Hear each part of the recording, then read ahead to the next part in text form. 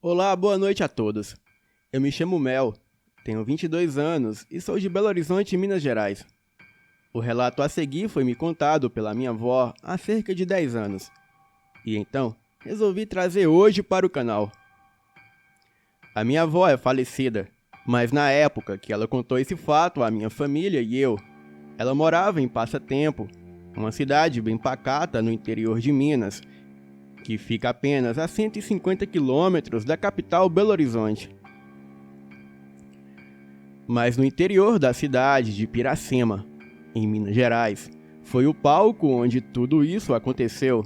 E há uns 50, 60 anos atrás, era mais interior ainda, entre as regiões conhecidas como Passatempo, Desterro e Carmópolis, cujos limites não eram bem definidos. Então, deu-se um caso muito intrigante. Naquelas estradas rústicas, onde veículos sobre rodas, fossem carros, caminhões ou mesmo carroças, pouco transitavam. O meio de locomoção do homem do campo para grandes distâncias era principalmente o cavalo, e quem era de lá pouco saía da região. Asfalto era coisa rara, e uma viagem para a cidade, se não fosse de carona com os caminhões que levavam a produção das pequenas propriedades, era coisa de um dia ou mais. Os empregados das estâncias, chácaras e querências, então, nos seus raros momentos de folga, se socializavam, iam para o armazém que lá havia para beber, conversar e saber das notícias. Mas eis que neste lugar, no entardecer de domingo, os homens se reuniram para uma bebida e um carteado, um joguinho de pife, e dentre eles, dois se destacavam. Alguns vizinhos, garotos naquela época, lembram deles, mas como já se passou muito tempo, eu não lembro o nome de quase ninguém. Ocorre que o primeiro desses dois homens era o Francisco, apelidado de Chico Valente. Metido a não ter medo de nada, mas como era muito metido, ele tinha certa fama de mentiroso quanto à sua coragem. Mas também tinha fama de briguento, e por isso ninguém lhe duvidava na cara dos seus feitos e conquistas tão exageradas. O outro era o Arlindo, conhecido na região como Lindinho. Ele era um legítimo come-quieto. Sabia de algumas das suas traquinagens, e principalmente casos amorosos. Mas ele em si, de nada falava ou se gabava, e sequer confirmava quando questionado, limitando-se apenas a rir. Bem, era e é de se estranhar, mas ambos eram amigos. E nesse dia, o papo correu solto. Tão solto que poucos notaram a noite chegar. Bebida, noite quente e bonita, o jogo já cansando. Então logo começaram as histórias de assombrações. Todo mundo tinha pelo menos uma para compartilhar, e quem mais contava, sem dúvidas, era o Chico Valente. Bem, era uma mais absurda e heróica que a outra. E o pessoal até então se segurando. Mas eis que ele conta que certa vez ele cavalgava numa noite de lua cheia e um lobisomem se bota nele. E ele, bravo do susto, ele puxou o relho e chicoteou o bicho para aprender a não assustar cavalo manso. Até aí, o pessoal ia se segurando. Quando então, ele fez uma comparação de entre a sua imagem com São Jorge e o lobisomem com o caído em forma de dragão. Afinal, a lua estava lá. Bem, o pessoal não se segurou mais e a risada foi geral. E como era de se esperar, o Chico Valente ficou bravo, xingou, bateu na mesa e chutou o banco, montou no cavalo e foi embora. Claro que isso deixou um clima ruim no lugar. Afinal, todos ali eram amigos e, no fundo, queriam o bem de Chico Valente, que apesar de mentiroso, ele era boa companhia e um homem trabalhador. E eis que o Lidinho, ele teve uma ideia. Ele ia dar um susto no Chico Valente, e assim talvez esse perdesse um pouco da pose e não levasse tão por mal as brincadeiras dos amigos.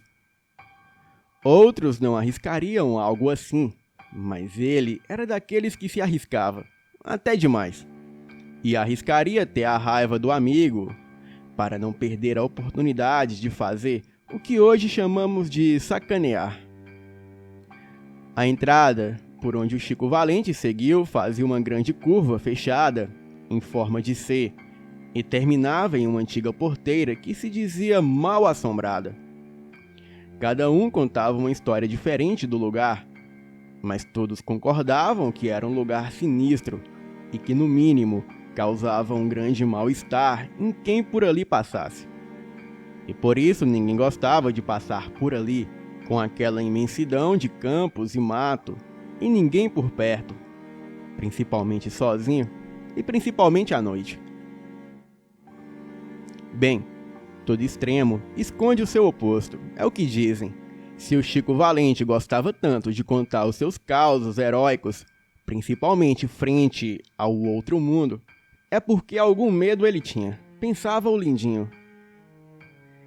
Ele, que não acreditava nessas coisas, idealizou o seguinte: ele cortaria o caminho pelo mato que existia entre o C da estrada, seguindo uma linha reta entre o armazém e a porteira, e chegando lá antes do Chico Valente.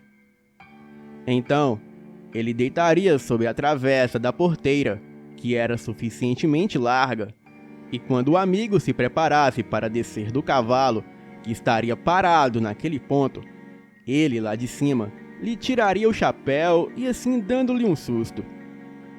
E rindo depois de contar os planos aos outros, e sem perder tempo, ele atravessou a estrada em frente ao armazém e se embrenhou no mato.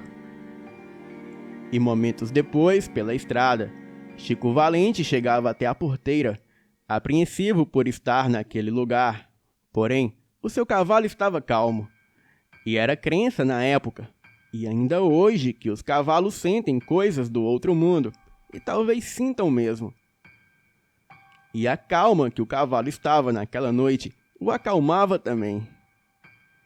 Ele chegou em frente à velha porteira, e quando se preparava para descer do cavalo e abrir, alguma coisa lhe tirou o chapéu. Ele olhou em volta, mas o chapéu não havia caído, e sim desaparecido. Uma risada sinistra, naquele lugar onde ele não via ninguém, foi o suficiente para ele fazer o cavalo voltar a todo galope pela estrada por onde ele tinha vindo. Cruzou em frente ao armazém e seguiu fugindo. Aquela noite, Chico Valente passou no galpão de uns amigos, pois se recusava a passar perto da porteira. No outro dia, ele foi até lá acompanhado de 2 amigos, e foi um deles que encontrou seu chapéu sobre a travessa da porteira. A história logo foi contada para o riso tomar conta do lugar. No fim, até o Chico Valente acabou por rir da peça que o Lindinho lhe pregou. E o riso teria continuado se 2 fregueses habituais não tivessem entrado com expressões tristes e assustadoras. Uns disseram que foi algum marido traído, ou alguém que ele devia que resolveu se vingar. Outros disseram que foram bandidos, ou desses loucos que matam pessoas e ninguém descobre o real motivo. Falaram até em coisas do outro mundo, embora tenha ficado muito claro que aquilo era coisa com faca. No matagal que existia entre o armazém e a porteira velha, jazia morto o Lindinho, esfaqueado pelas costas, enquanto ia fazer uma brincadeira com o amigo Chico Valente.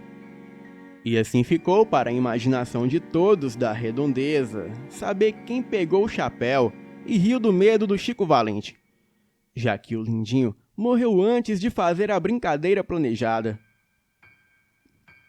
A porteira, até onde sei, ela está lá até hoje. A estrada mudou, mas ninguém a tirou de lá.